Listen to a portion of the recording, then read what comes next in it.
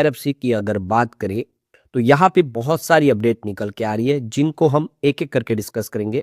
IRFC के ऊपर दोनों एक्सचेंज ने पेनल्टी लगाई है। अब इसके पीछे की रीज़न क्या उसको जानेंगे।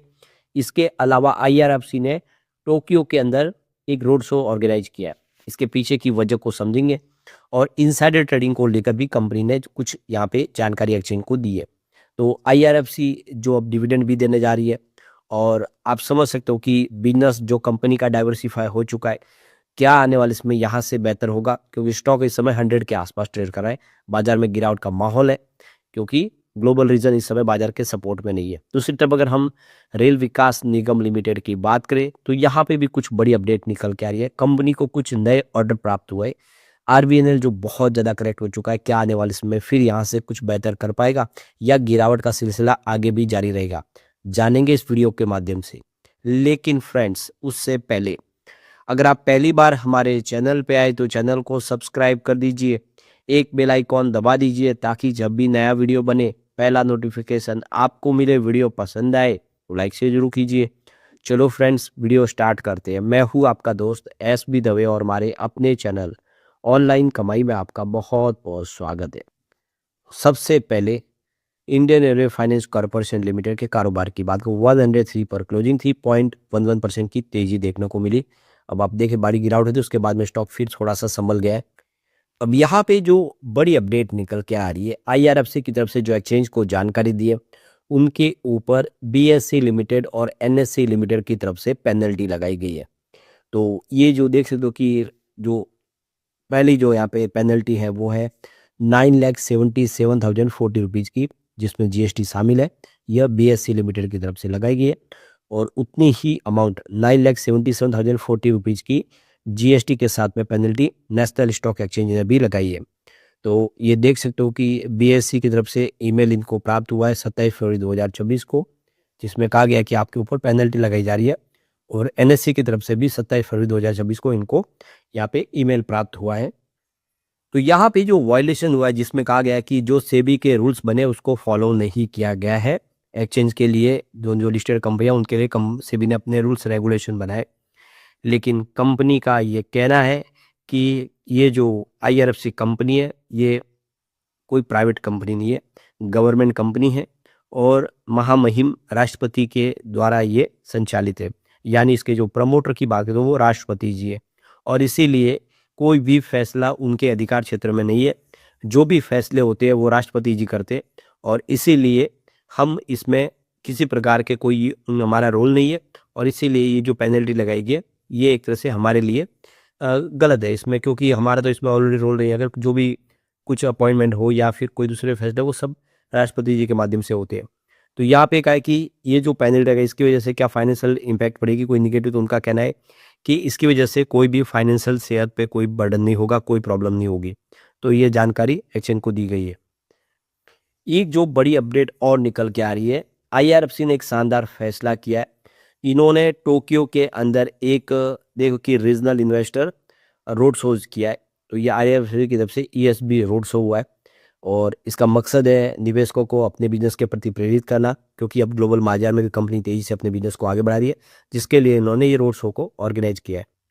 तो आईआरएफसी की तरफ से कहा गया है कि यहाँ पे देखो कि कंपनी ने एक बड़ा फैसला किया है जिसमें दीपा कोटनीस और एग्जीक्यूटिव डायरेक्टर जो है बिजनेस डेवलपमेंट के मिस्टर सुनील कुमार गोयल, इन्होंने यहाँ पे 2 डेज का ईएसबी जो ईसीबी का जो एक रोड शोज था उसको कंप्लीट किया, जिसमें कमर्शियल बोरोइंग के लिए रोड शोज था टोक्यो के अंदर 26 और 27 फरवरी 2024 को। ये इसको सक्सेसफुली इसको कंक्लूड कर दिया गया है। तो इसमें इन्होंने आप देखिए ग्लोबल मार्केट से फंड रेज करने के लिए इन्होंने रोड शोज किया था। तो इस रोड शोज के दरमियान कंपनी ने अपनी एसेट मैनेजमेंट, अपनी लाइबिलिटीज, अपने आगे के ट्रैक रिकॉर्ड उन सबको इन्वेस्टर के साथ में शेयर किया, जिससे कि निवेश को लाया जा सके। और आप देख सकते हो कि आईआरएफसी ने अपना बिजनेस डाइवर्सिफिकेशन की तरफ आगे बढ़ा दिया है। कंपनी अब आप देख सकते हो कि बहुत सारे अलग अलग क्षेत्रों में भी फंड प्रोवाइड करेगी, जिसके लिए फंड की आवश्यकता है। तो देख सकते हो कि जापान की जो फाइनेंशियल संस्था है, देखो कि यहाँ पे मित्सुबिशी बैंकिंग कॉरपोरेशन एसएमबीसी और मित्सुबिशी यूएफजीआई फाइनेंस ग्रुप, इनके माध्यम से इस रोड शो को इन्होंने कंप्लीट किया और एक बहुत बड़ी जीत यहाँ पे दिखाई दे रही है। कंपनी का बिजनेस लगातार ग्रो कर रहा है। इसके अलावा कंपनी ने इनसाइडर ट्रेडिंग के लिए भी यहाँ पे एक्सचेंज को जाएंगे, जिसमें provision of insider trading rules जो बना हुआ है 2015 के तहत। तो जैसे कंपनी के अंदर कोई बड़े फैसला होता है, जैसे कि डिविडेंड का फैसला या कोई बड़ा फंड है, तो ट्रेडिंग विंडो को क्लोज करना होता है। तो यहाँ पे कहा गया है कि प्रेसिडेंट ऑफ इंडिया के तहत यहाँ पे कंपनी है और इसीलिए इसमें हमारा कोई बड़ा रोल नहीं है। जो प्रमोटर ग्रुप से प्रेसिडेंट ऑफ इंडिया है और इसके लिए इनसाइडर ट्रेडिंग के तहत जो भी ये नियम कायदून है उसका हम यहाँ पे फॉलो कर रहे हैं। तो कंपनी की यहाँ पे बोर्ड मीटिंग होगी जिसमें डिविडेंड का फैसला कर लिया जाएगा। अब यहाँ पे दूसरी तरफ अगर हम रेल विकास निगम लिमिटेड की बात करें, 315 पर क्लोजिंग थी, 0.97% की गिरावट देखने को मिली। तो भारी भरकम गिरावट थी बाजार में, जिसकी वजह से 1% स्टॉक ये भी गिरा। तो यहाँ पे आप देख ही सकते हो कि इसका जो लो है 301 का बना हुआ है और हाई 447 का। वैसे 647 तक स्टॉक गया हुआ है, काफ़ी नीचे इस समय, और आप देख सकते हो कि अपने 52 वीक के लो के आसपास ही है। तो दबाव की स्थिति जरूर है, लेकिन बिजनेस काफ़ी अच्छा है। उम्मीद है कि अब यहाँ पे बाजार का साथ मिलेगा तो रेल विकास निगम लिमिटेड फिर बेहतर कर पाएगा।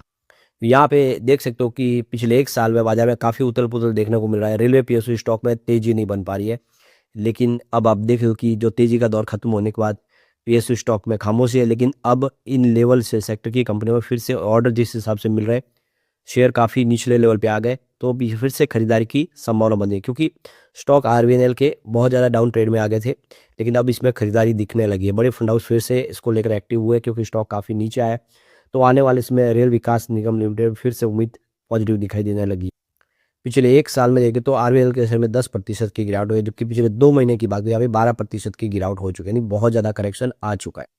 यहाँ पे एक जो गुड न्यूज निकल के आ रही है, नवरत्न कंपनी रेल विकास निगम लिमिटेड को यहाँ पे देख सकते हो कि काफ़ी सारे ऑर्डर प्राप्त हुए।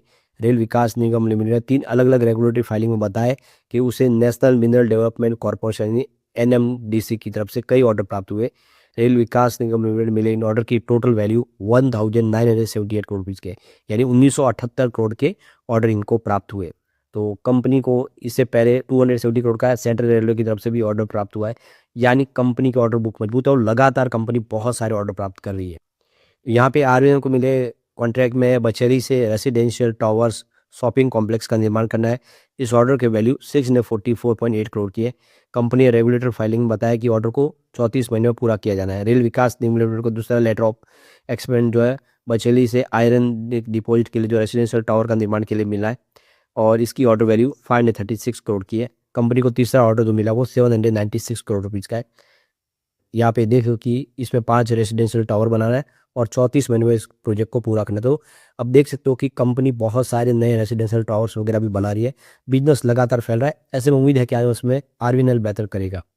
लेकिन फ्रेंड्स, कोई भी इन्वेस्टमेंट करने से पहले अपने फाइनेंशियल एडवाइजर से एडवाइस ले ले या अपना खुद का रिसर्च करें, क्योंकि मैंने वीडियो आपके एजुकेशनल पर्पज के लिए ही बनाया। वीडियो पसंद आए तो लाइक से जरूर कीजिए और चैनल को सब्सक्राइब कर दीजिए। Thank you friends.